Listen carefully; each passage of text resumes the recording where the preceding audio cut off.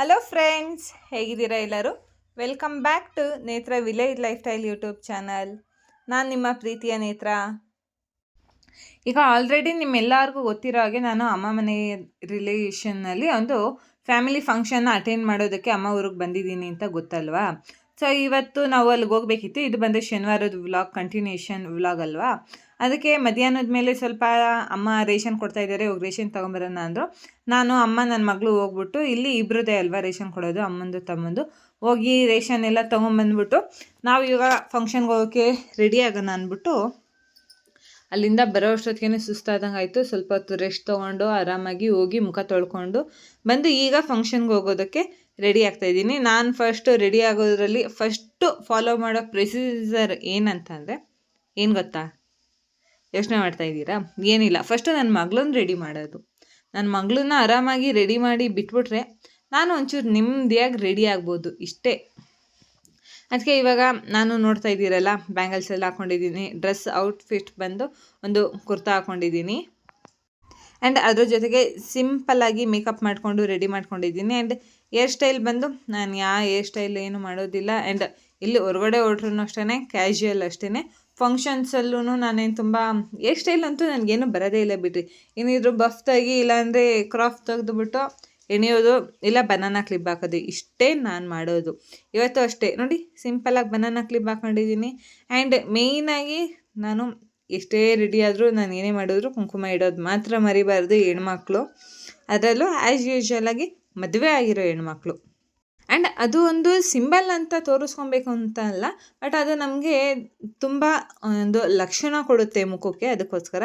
And earring ಬಂದು ಇದು ಹಾಕ್ಕೊತಾ ಇದ್ದೀನಿ ಈ ಔಟ್ಫಿಟ್ಗೆ.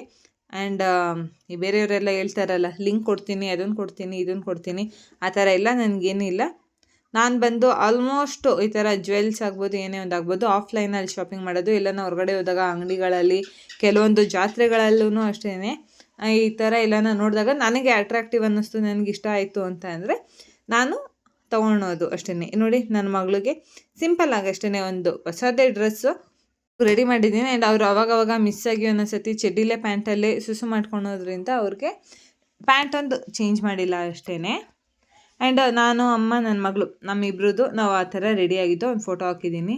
ಆ್ಯಂಡ್ ಮನೆಗೆ ಬರ್ತಿದ್ದಾಗೇ ನನಗಂತೂ ಮನೆ ನೋಡಿ ತುಂಬ ಖುಷಿ ಆಯಿತು. ಇದು ನಮ್ಮ ದೊಡ್ಡಪ್ಪ ಮತ್ತು ನಮ್ಮ ದೊಡ್ಡಮ್ಮ, ಅಜ್ಜಿ, ತಾತ, ನನ್ನ ತಮ್ಮಂದಿರು, ಇಬ್ಬರು ತಮ್ಮಂದಿರು, ಇವರ ಕಷ್ಟದ ಪ್ರತಿಫಲ ಇವತ್ತು ಈ ಥರ ನಿಂತಿರೋದು ಮನೆ. ಯಾಕಂದರೆ ಅವರ ಹಳೆ ಮನೆ ಹೇಗಿತ್ತು ಅಂತಲೂ ನಾನು ತುಂಬ ವರ್ಷದಿಂದನೂ ನೋಡಿದ್ದೀನಿ. ಅದಕ್ಕೋಸ್ಕರ ಅಷ್ಟೇ ಈ ಮಾತು ಹೇಳ್ತಾ ಇರೋದು. ಪ್ರತಿಯೊಬ್ಬರಿಗೂ ಅಷ್ಟೇ ಅಲ್ವಾ, ಮೇನ್ ಒಂದು ಕನಸು ಅವ್ರ ಜೀವನದಲ್ಲಿ, ಅವ್ರದ್ದೊಂದು ಸಾಧನೆ ಅಂತ ಒಂದು ಗುರುತಿಸ್ಕೊಳೋದೇ ಅವರೊಂದು ಮನೆ ಕಟ್ಟೋದು, ಮಕ್ಳುಗಳಿಗೆ ಮದುವೆ ಮಾಡೋದು, ಈ ರೀತಿಯಾಗಿಯೇ. ಇಲ್ಲಿ ನೋಡ್ತಾ ಇರ್ಬೋದು ನೀವು, ಫ್ಲವರ್ಸ್ ಎಲ್ಲ ತಂದು ರೆಡಿ ಮಾಡ್ಕೊಂಡಿದ್ದಾರೆ. ಆ್ಯಂಡ್ ನಮ್ಮದೇ ಇವೆಂಟ್, ನಮ್ಮ ಅಮ್ಮಂದೇ ಇವೆಂಟ್ ಇರೋದ್ರಿಂದ ನೈಟ್ ಎಲ್ಲ ಡೆಕೋರೇಷನ್ಸ್ ಮಾಡೋದಕ್ಕೂ ಅಷ್ಟೇ, ದೇವ್ರುಗಳಿಗೆ ಅಲಂಕಾರಕ್ಕೆ, ಮನೆಗೆ ಅಲಂಕಾರಕ್ಕೆ ಎಲ್ಲದಕ್ಕೂ ಹೂವೆಲ್ಲ ತಂದು ರೆಡಿ ಮಾಡಿ ಇಟ್ಕೊಂಡಿದ್ದಾರೆ. ಇಲ್ಲಿ ಏನು ಹೊಸ ಮನೆ ತೋರಿಸ್ತಾ ಇದೆ, ಅದ್ರ ಪಕ್ಕದಲ್ಲೇ ನಮ್ಮ ದೊಡ್ಡಪ್ಪಾರ್ದು ಹಳೆ ಮನೆಯೂ ಸಹ ಇರೋದು. ಅಲ್ಲಿ ಏನಾರು ಕೆಲಸ ಇದ್ದಾವ ಅಂತ ನೋಡೋಣ ಅಂತ ಹೋದೆ. ಅಷ್ಟರಲ್ಲಿ ಅಲ್ಲಿ ಬಂದು ನಾಳೆ ದೇವರೆಲ್ಲ ಬರ್ತಾವಲ್ಲ, ಅದಕ್ಕೆ ಕಡಲೆ ಟಮಟ ಎಲ್ಲ ಮಾಡ್ಕೊಳೋದಕ್ಕೆ ರೆಡಿ ಮಾಡ್ಕೊತಾ ಇದ್ರು. ಇದು ಬಂದು ನಮ್ಮ ಅತ್ತೆ.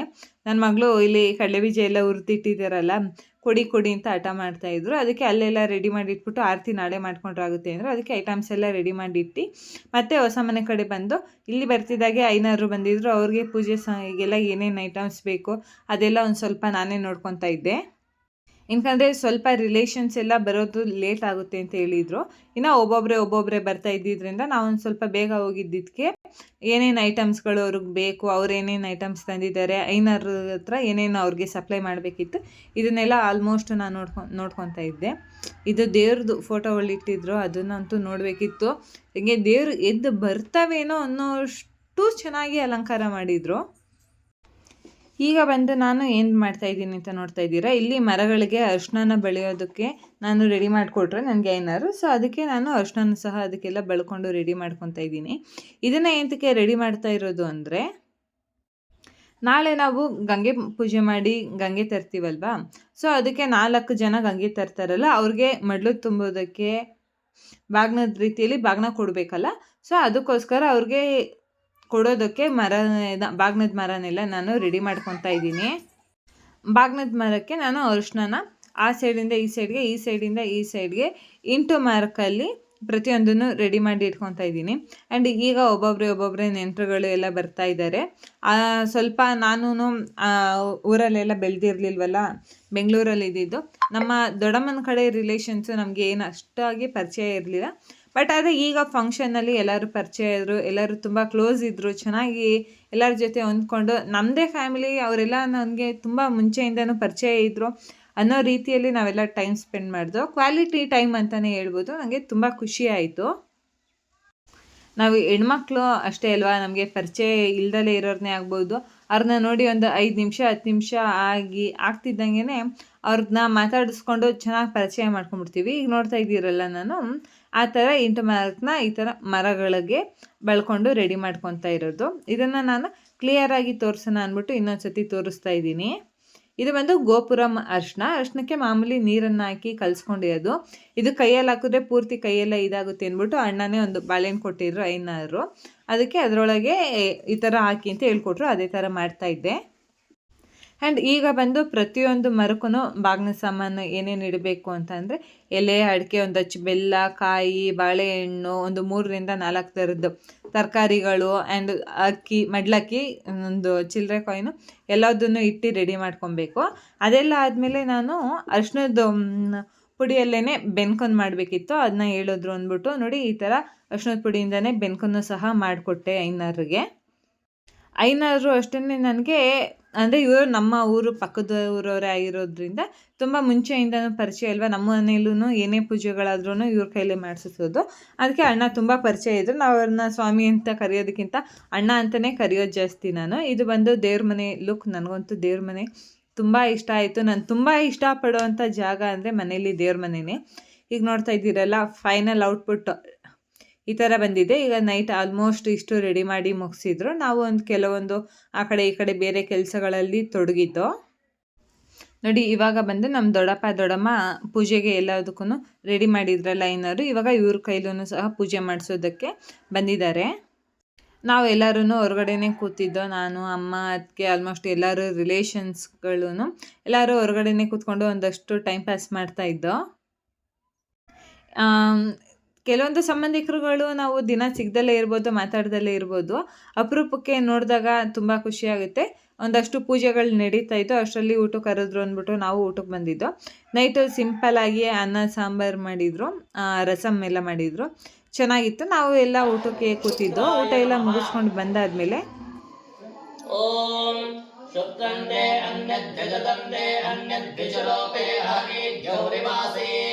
विश्वाहि माया अवसिस्वदावो भद्रादे भूषन्निहरातिरस्तो इन्द्राणी मा सुनारिशो सुभक्ति महमष्टमस्तु लक्ष्यस्य अवरञ्जन जनसामरते. ಇನ್ನು ಇಲ್ಲಿ ಬಂದು ನವಗ್ರಹ ಪೂಜೆ, ನವಗ್ರಹ ದಾನ ಎಲ್ಲ ಮುಗಿಸ್ತಾ ಇದ್ರು ಐನವರು. ಅದಾದಮೇಲೆ ಇಲ್ಲಿ ನೋಡಿ, ದೇವ್ರ ಮನೆಯಲ್ಲಿ ಐನರೇ ಲಕ್ಷ್ಮೀ ದೇವಿಗೆ ಸೀರೆ ಉಡಿಸಿ ಅಲಂಕಾರ ಮಾಡಿ ರೆಡಿ ಮಾಡಿರೋದು. ತುಂಬ ಚೆನ್ನಾಗಿ ಸೀರೆ ಉಡಿಸೋದು, ಅಲಂಕಾರ ಮಾಡೋದ್ರಲ್ಲಂತೂ ಐನವರು ತುಂಬ ಚೆನ್ನಾಗಿ ಮಾಡ್ತಾರೆ. ಇದೆಲ್ಲ ಆದಮೇಲೆ ಒಂದಷ್ಟು ಟೈಮ್ ಪಾಸ್ ಮಾಡ್ತಾಯಿದ್ದೆ. ಇಲ್ಲಿ ನೋಡಿ, ನಮ್ಮ ಚಿಲ್ಟಾರಿ ಪಿಲ್ಟಾರಿಗಳೆಲ್ಲ ಸೇರಿಕೊಂಡು ಬುಂದಿ ಎಲ್ಲ ಪ್ಯಾಕ್ ಮಾಡ್ತಾಯಿದ್ದಾರೆ, ನಾಳೆ ಬಂದವ್ರಿಗೆ ರಿಟರ್ನ್ ಕೊಡೋದಕ್ಕೆ ಅಂದ್ಬಿಟ್ಟು. ಆ್ಯಂಡ್ ಇದೆಲ್ಲ ಆಗೋ ಅಷ್ಟೊತ್ತಿಗೆ ನಮ್ಮ ಮಗಳಿಗೂ ನಿದ್ದೆ ಬರ್ತೈತೆ ಅಂತ ಹೋಗಿ ಮಲಗಿಸೋಕೋದು. ಅವ್ರು ನಮ್ಮ ಮೇಡಮ್ ಅವರು ಮಲಗಲಿಲ್ಲ. ಅಷ್ಟೊತ್ತಿಗೆ ಹೂವು ಬಿಡೋರು ಎಲ್ಲ ಬಂದಿದ್ರು ಅಂದ್ಬಿಟ್ಟು ನಾವು ಒಂದಷ್ಟು ಹೊತ್ತು ಕೂತ್ಕೊಂಡು ಅಳತೆ ಹೊಡಿಯೋಣ ಇಲ್ಲೊಂದು ಸ್ವಲ್ಪ ಹೊತ್ತು. ಯಾಕಂದರೆ ಇಲ್ಲಿರೋರೆಲ್ಲ ನಮ್ಮ ತಮ್ಮದಿರೇನೆ. ಅದಕ್ಕೆ ಅವ್ರಿಗೂ ಹಿಂಗೆ ಗಂಟೆ ಡೆಕೋರೇಷನ್ಸ್ಗೆಲ್ಲ ಅವ್ರಿಗೂ ಹೆಲ್ಪ್ ಮಾಡಿಕೊಡೋಣ ಅಂತ ಕೂತಿದ್ದೋ. ಹೆಲ್ಪ್ ಮಾಡೋದಕ್ಕಿಂತ ಜಾಸ್ತಿ ಬರೀ ಅಳತೆ ಹೊಡಿಯೋದೇ ಆಗಿತ್ತು. ನಮ್ಮಮ್ಮ, ನನ್ನ ಇಬ್ಬರು ತಮ್ಮದಿರು ಮತ್ತು ನಮ್ಮ ಅತ್ತಿಗೆ ಎಲ್ಲರೂ ಕೂತಿದ್ರು. ಅದ್ರ ಜೊತೆಯಲ್ಲಿ ನನ್ನ ತಮ್ಮ ಇನ್ನೊಬ್ಬ ಸುದ್ದಿ ಅಂತ ತಮ್ಮ ಡೆಕೋರೇಷನ್ಸ್ಗೆ ಅಂತ ತಾವರೆ ಕಮಲ ಹೂ ತೊಗೊಂಬಂದಿದ್ದ. ಅದಕ್ಕೆ ನಾನು ಬಂದ್ಬಿಟ್ಟು ಒಂದೇ ಒಂದು ನಾನು ಯಾರಿಗೂ ಗೊತ್ತಿಲ್ಲದಲ್ಲೇ ಎತ್ಕೊಂಡಿದ್ದೆ. ಅದಕ್ಕೆ ನನ್ನ ತಮ್ಮ ಬೈತಾ ಇದ್ದವನು, ಡೆಕೋರೇಷನ್ಸ್ಗೆ ಅಂತ ಎಣಿಸ್ಕೊಂಡು ತಂದಿದ್ದಾನೆ, ನೀನು ಅದನ್ನು ತೊಗೊಂಡು ಯೂಸ್ ಮಾಡ್ಕೊಂಡ್ರೆ ಅಲ್ಲಿ ಸಾಲ್ಟೇಜ್ ಆಗುತ್ತೆ, ಬೈತಾರೆ ಹಂಗೆ ಹಿಂಗೆ ಅಂತ. ನನಗೊಬ್ಳಿಗೆ ಮಾತ್ರ ಅಂದ್ಬಿಟ್ಟು ಎತ್ಕೊಂಡಿದ್ದೀನಿ. ಇದನ್ನು ನಾನು ಫೋಲ್ಡ್ ಮಾಡಿಕೊಂಡು ರೆಡಿ ಮಾಡ್ಕೊತಾ ಇದ್ದೀನಿ, ಒಂದೊಂದೇ ಎಲೆಗಳನ್ನ ಎಸ್ಲುಗಳನ್ನು ತೊಗೊಂಡು. ಯಾಕಂದರೆ ಇದನ್ನು ಯಾವ ರೀತಿ ಮಾಡ್ತೀನಿ, ಯಾವ ರೀತಿ ನಾನು ಮುಡ್ಕೊತೀನಿ ಅಂತ ನಾನು ನಿಮಗೆ ಇದನ್ನು ಹಾಕ್ಕೊಂಡಾಗ ನಾಳೆ ತೋರಿಸ್ತೀನಿ. ಇದನ್ನು ನಾನು ಬಂದು ಒಬ್ಬರು ಪಾರ್ಲರವರು ಒಂದು ಫಂಕ್ಷನಲ್ಲಿ ನಮ್ಮ ಅಕ್ಕನ ಮಗಳು ಫಂಕ್ಷನ್ ಅನಿಸುತ್ತೆ ಮೇ ಬಿ. ಅವಳಿಗೆ 2 ತಾವರೆ ಹೂವನ್ನು ತರಿಸ್ಕೊಂಡಿದ್ರು. ಅದನ್ನು ಈ ರೀತಿ ರೆಡಿ ಮಾಡಿ ಅವಳಿಗೆ ದಿಂಡಿನ ಮಧ್ಯೆ ಇಟ್ಟಿದ್ರು. ತುಂಬ ಚೆನ್ನಾಗಿ ಕಾಣೋದು. ಸೊ ಅದಕ್ಕೆ ನನಗಿಲ್ಲಿ ತಾವರೆ ಹೂವು ನೋಡ್ತಾ ಇದ್ದಂಗೆ ನೆನಪಾಯಿತು. ಸೊ ನಾನು ಯಾಕೆ ಟ್ರೈ ಮಾಡಬಾರ್ದು ಒಂದ್ಸತಿ ಅಂದ್ಬಿಟ್ಟು ನೋಡ್ಕೊಂಡಿದ್ದೆ. ಅದಕ್ಕೆ ಈಗ ನಾನು ಒಂದ್ಸತಿ ಟ್ರೈ ಮಾಡೋಣ ಅಂತ ಫಸ್ಟ್ ಟೈಮ್ ಟ್ರೈ ಮಾಡ್ತಾ ಇದ್ದಿದ್ದು. ನನ್ನ ಮಗಳಂತೂ ಇಲ್ಲಿಗೆ ಬಂದಿದ್ದು ಫಸ್ಟ್ ಟೈಮೇ ಆದ್ರೂ ನಾನು ದಿನ ಇಲ್ಲೇ ಇದ್ದು ಓಡಾಡ್ಕೊಂಡಿದ್ದೀನೇನೋ ನನಗೆ ಈಚೆಗೆ ಒಳಗಡಿಕೆ ಎಲ್ಲ ಆರಾಮಾಗಿ ಖುಷಿಯಾಗಿ ಓಡಾಡ್ಕೊಂಡಿದ್ರು.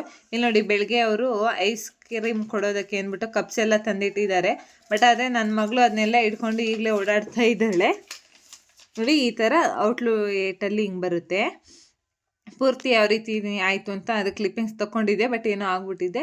ಅದೆಲ್ಲ ಆದಮೇಲೆ ಈಗ ಮತ್ತೆ ನಾನು ಏನು ತಾವರೆ ಹೂವೆಲ್ಲ ಏನಿತ್ತು ಇದನ್ನು ಪೋಣಿಸ್ಕೊಡೋಣ ಅಂತ ರೆಡಿ ಮಾಡ್ಕೊತಾ ಇದ್ದೀನಿ. ಯಾಕಂದರೆ ಬಾಕ್ಲಲ್ಲಿ ಹೂವು ಬಿಟ್ಟಿರ್ತಾರಲ್ಲ ಡೆಕೋರೇಷನ್ಸ್ಗೆ ಅಂದ್ಬಿಟ್ಟು ಅಲ್ಲಿ ಕೆಳಗಡೆ ಒಂದೊಂದು ಗಂಟೆಗಳೆಲ್ಲ ಕಟ್ಟಿರ್ತಾರಲ್ಲ, ಆ ಥರ ತಾವರೆ ಹೂವನ್ನು ಸಹ ಕಟ್ಟಿರ್ತಾರೆ. ಸೊ ಅದಕ್ಕೋಸ್ಕರ ಇದು ಯಾವ ರೀತಿ ಬಂದಿತ್ತು ಅಂತ ನಾಳೆ ನಾನು ಏನು ಇದನ್ನು ಮೇನ್ ಡೋರ್ಗೆ ಅಂತ ತಂದಿರೋದು. ಮೇನ್ ಡೋರ್ದು ಒಂದು ವಿಡಿಯೋ ಹಾಕ್ತೀನಿ, ಆವಾಗ ಗೊತ್ತಾಗುತ್ತೆ ನಿಮಗೆ. ಇಲ್ಲಿ ಎಲ್ಲರನ್ನೂ ಏನೋ ಆಡಿಕೊಂಡು ನಕ್ಕೊಂಡು ಅವ್ರಿವ್ರ ಕಾಲು ಎಳ್ಕೊಂಡು ಅದೆಲ್ಲ ಮಾಡ್ತಾಯಿದ್ದ. ನನ್ನ ತಮ್ಮ ಅಂತೂ ನಂಗೆ ಭಾರಿ ಹಿಂಸೆ ಕೊಡೋದು ಆಡ್ಕೊಳೋದು ಜಾಸ್ತಿ ಮಾಡ್ತಾ ಇರ್ತಾನೆ. ನನ್ನ ತಮ್ಮ ನನ್ನ ಕಾಲು ಎಳಿಯೋದ್ರಲ್ಲಂತೂ ಅವ್ನಿಗೇನು ಖುಷಿ ಸಿಗುತ್ತೆ ಅಂತ ಗೊತ್ತಿಲ್ಲ. ಯಾವಾಗಲೂ ಅದೊಂದಂತೂ ಮಿಸ್ ಇಲ್ಲ. ನಾರ್ಮಲಾಗಿ ಕಾಲ್ ಮಾಡಿದಾಗಲೂ ಅಷ್ಟೇ ಅದೊಂದು ಜಾಸ್ತಿ ಮಾಡ್ತಾನೆ ಇರ್ತಾನೆ. ಇದಂತೂ ನಮ್ಗಳಿಗೆ ಕಾಮನ್ನು. ಅದರಲ್ಲಿ ಡೈಲಿ ಒಬ್ಬ ಮಾತ್ರ ರೇಗಿಸ್ತಾನೆ ಅಂದರೆ ಇವತ್ತು 3 ಜನ 4 ಜನ ಎಲ್ಲರೂ ಒಟ್ಟೊಟ್ಟಿಗೆ ಸೇರ್ಕೊಂಡ್ಬಿಟ್ಟಿದ್ದಾರೆ. ಅದ್ರ ಜೊತೆಲೆ ಅಳತೆ ಹೊಡಿಯೋದು.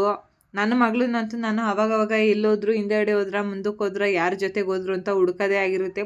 ಏನಕ್ಕಂದರೆ ಇಲ್ಲೇ ಹಿಂದೆಗಡೆನೇ ನಮ್ಮ ಅತ್ತಿಗೆ ಮನೆ ಇರೋದ್ರಿಂದ ಅವ್ರಿಗೆ 2 ಗಂಡು ಮಕ್ಕಳಿದ್ದಾರೆ, ಅಚ್ಚು ಮತ್ತು ದೀಪಿ ಅಂತ. ನಮ್ಮ ಮಗ್ಳಿಗೆ ಮಾಮ ಆಗಬೇಕಲ್ಲ, ಅಚ್ಚು ಮಾಮ ದೀಪಿ ಮಾಮ ಅಂತ ಅವರಿಂದೇನೂ ಓಡೋಗ್ತಾ ಇರ್ತಾರೆ. ಚಪ್ಪಲಿನೂ ಹಾಕೊಂಡಿರೋದಿಲ್ಲ, ಏನೂ ಇಲ್ಲ. ಅದರಿಂದ ಅವ್ರನ್ನ ಒಂದಷ್ಟು ಹುಡ್ಕೋದೇ ಆಗಿತ್ತು. ಆ್ಯಂಡ್ ಹೋಗಿರ್ತಾರೆ. ಈಗ ಅಕಸ್ಮಾತ್ ಅವ್ರೇನಾದ್ರು ಕಾಣಿಸ್ಲಿಲ್ಲ, ಇದು ಮಾಡಲಿಲ್ಲ ಅಂದರೆ ಅಲ್ಲೇ ನಿಂತ್ಕೊಂಡು ಸುಮ್ಮನೆ ಅಳ್ತಾ ಇರ್ತಾರೆ. ವಾಪಸ್ ಬರೋದು ಇಲ್ಲ. ಗೊತ್ತಾಗಲ್ವೇನೋ ಅಂತಲೇ ಅನಿಸ್ಬಿಡುತ್ತೆ ನನಗೆ. ಇವ್ರು ಬೇಕು ಅಂತ ಅಲ್ಲೇ ನಿಂತಿದ್ದಾರೆ ಏನೋ. ಅದರಲ್ಲಿ ಒಂದೊಂದು ಡೈಲಾಗ್ಗಳನ್ನ ಕೊಡ್ತಾರೆ. ಹೆಂಗೆ ಕೊಡ್ತಾರೆ ಗೊತ್ತಾ ಡೈಲಾಗ್ಗಳನ್ನ?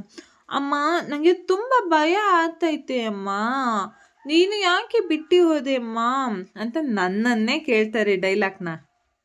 ನಾವು ಮನೆಯೊಳಗೆ ಮಾತ್ರ ಅಲ್ಲ, ಮೇಲ್ಗಡೆನೂ ಅಷ್ಟೇ ಎಲ್ಲ ಹೋಗಿ ರೂಮ್ಸ್ ಎಲ್ಲ ನೋಡಿಕೊಂಡು ಒಂದಷ್ಟೊತ್ತು ಕುತ್ಕೊಂಡು ಅಳತೆ ಹೊಡ್ಕೊಂಡು ನಮ್ಮ ಮಗಳನ್ನೆಲ್ಲ ಆಟ ಆಡಿಸ್ಕೊಂಡು ಆಮೇಲೆ ಲಾಸ್ಟ್ ಈ ಕೆಲಸ ಇವಾಗ ನಾವು ಮಾಡ್ತಾ ಇರೋದು ಬಂದು ರಾತ್ರಿ 12 ಗಂಟೆ ಆಗಿದೆ. 12 ಗಂಟೆಯಲ್ಲಿ ಕುತ್ಕೊಂಡು ಈ ಕೆಲಸ ಮಾಡ್ತಾ ಇರೋದು ನಾವು. ಅವನು ನನ್ನ ಮಗಳನ್ನ 10 ಗಂಟೆಗೆ ಮಲಗಿಸೋಣ ಅಂತ ಹೋಗಿದ್ದು. 10 ಗಂಟೆಗೆ ಮಲಗಿಸೋಣ ಅಂತ ಹೋದರೆ ನಮ್ಮ ಮಗಳು ಮಲಗೋದೇ ಬೇಡವಾ. ಅವ್ರಿಗೆ ಈ ಸೌಂಡು ಇಲ್ಲೆಲ್ಲ ಜನದಿದ್ರಲ್ಲಿ ಅವ್ರಿಗೆ ನಿದ್ದೆನೇ ಬರ್ತಾ ಇರಲಿಲ್ಲ. ಅದಕ್ಕೇನೆ ನೋಡಿ ಆ ಥರ ನಾವು ಒಂದೇ ಲೈನಿಗೆಲ್ಲ ಪೋಣಿಸ್ಕೊಂಡು ಆಮೇಲೆ ಸಿಂಗಲಾಗಿ ಸೆಂಟ್ರಲ್ಲಿ ಥ್ರೆಡ್ ಎಲ್ಲ ಕಟ್ ಮಾಡಿಕೊಂಡು ಈ ಥರ ರೆಡಿ ಮಾಡಿ ಕಟ್ಬಿಟ್ಟು ಕೊಟ್ಟೆ.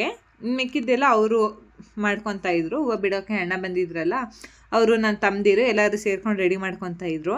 ಆ್ಯಂಡ್ ನಾನು ಬಂದು ಇನ್ನು ಹೂವು ಎಲ್ಲ ಬಿಟ್ಟಾದ್ಮೇಲೆ ಕೆಳಗಡೆ ಬಿದ್ದಿರೋವಂಥ ಹೂಗಳು ಒಂದಷ್ಟು ವೇಸ್ಟ್ ಅಂತ ಅವ್ರು ಏನೇನು ಎಸಿತಾಯಿದ್ರು ಅದನ್ನು ತೊಗೊಂಬಂದು ನೋಡಿ ನಾನು ಆ ಥರ ಸಿಂಕ್ಗೆ ರೆಡಿ ಮಾಡ್ಕೊಂಡಿದ್ದೆ. ಆ್ಯಂಡ್ ಇಲ್ಲಿಂದ ಬಂದು ನೆಕ್ಸ್ಟ್ ಡೇ ಮಾರ್ನಿಂಗ್ ವ್ಲಾಗ್ ಆಗಿರುತ್ತೆ. ನಾನು ನೆಕ್ಸ್ಟ್ ಡೇ ಮಾರ್ನಿಂಗ್ ಭಾನುವಾರ ಬೆಳಗಿನ ಜಾವ 3 ಗಂಟೆಗೇ ಎದ್ದಿದ್ದೆ, ಗಂಗೆ ನೀರು ತರಬೇಕಿತ್ತು ಅಂದ್ಬಿಟ್ಟು. ನೋಡಿ ಇವಾಗ ಬಂದು ಎಲ್ಲದಕ್ಕೂ ಡೆಕೋರೇಷನ್ಸ್ ಎಲ್ಲ ಯಾವ ರೀತಿ ಮಾಡಿದ್ದಾರೆ ಅಂತ ದೇವ್ರ ಮನೆಗೂ ಅಷ್ಟೇ, ಮೇನ್ ಡೋರ್ಗೆ ಆ್ಯಂಡ್ ಇಲ್ಲಿ ಬಂದು ಕೊಂಡ್ರಿಸಿರೋವಂಥ ದೇವ್ರುಗಳಿಗೆಲ್ಲ ಐನಾರೇ ಮಾಡಿದ್ರು. ತುಂಬ ಚೆನ್ನಾಗಿತ್ತು ನೋಡೋದಕ್ಕೆ. 2 ಕಣ್ಣು ಸಾಲಲ್ಲ, ಅಷ್ಟು ಚೆನ್ನಾಗಿತ್ತು. ಇದೆಲ್ಲ ಆದಮೇಲೆ ಇಲ್ಲಿ ನೋಡಿ ದೇವ್ರಿಗೆ ಬೇಕಾಗಿರೋಂಥ ಐಟಮ್ಸ್ಗಳೆಲ್ಲ ಏನಿತ್ತು ಗಂಗೆ ಪೂಜೆಗೂ ಪ್ರತಿಯೊಂದು ರೆಡಿ ಮಾಡ್ಕೊಂಡಿದ್ದು. ಇಲ್ಲಿ ನೋಡ್ತಾ ಇದ್ದೀರಲ್ಲ ಸಿಂಕ್ಗೆ ನಾನು ಈ ಥರ ಡೆಕೋರೇಷನ್ಸ್ನ ನಾನು ಮಾಡ್ಕೊಂಡಿದ್ದೆ. ಆ್ಯಂಡ್ ಇದೆಲ್ಲ ಬಂದ್ಬಿಟ್ಟು ಬಾಗ್ನದ ಮರಗಳನ್ನು ಕೊಡೋದಕ್ಕೆ ಎಲ್ಲ ರೆಡಿ ಮಾಡಿ ಇಟ್ಕೊಂಡಿದ್ದು.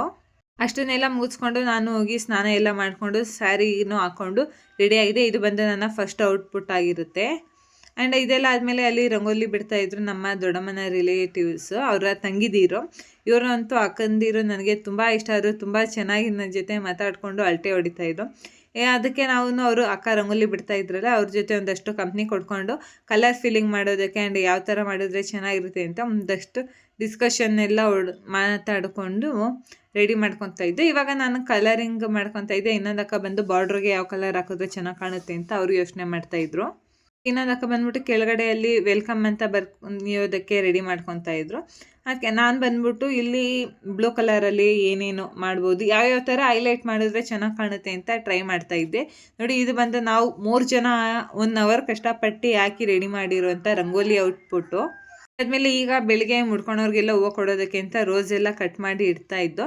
ಅದಕ್ಕೆ ನಾನೊಂದು ಪೋಸ್ ಕೊಡೋಣ ಅಂದ್ಬಿಟ್ಟು ಫುಲ್ ಒಂದು ಬೊಕ್ಕೆ ರೋಸ್ನೆಲ್ಲ ಇಟ್ಕೊಂಡು ಒಂದಷ್ಟೊತ್ತು ರೌಂಡ್ ಇದೇನೋ ಪೋಸಸ್ ಎಲ್ಲ ಕೊಟ್ಕೊಂಡಾಯ್ತು. ಆ್ಯಂಡ್ ಹೂವನ್ನೆಲ್ಲ ಮುಟ್ಕೊಂಡು ಈಗ ಬಂದು ಬೆಳಗ್ಗೆ ಪೂಜೆನೂ ಎಲ್ಲ ಆಲ್ಮೋಸ್ಟ್ ಮುಗಿದಿದೆ. ಈಗ ಬಂದು ನಮ್ಮ ದೊಡ್ಡಪ್ಪರು ಮನೆಗೆ ಗೃಹ ಪ್ರವೇಶ ಮಾಡುವಂಥ ಸಮಯ. ಮನೆ ಮೇನ್ ಡೋರ್ ವಾಸ್ಕಲ್ ಪೂಜೆ, ಬಾಗಿಲು ಪೂಜೆ ಎಲ್ಲ ಮಾಡಿಕೊಂಡು ರೆಡಿ ಮಾಡ್ಕೊತಾ ಇದ್ರು.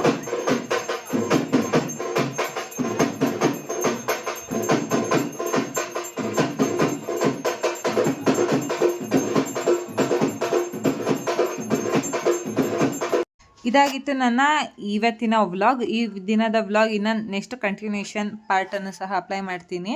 Thank you for watching. Keep supporting me.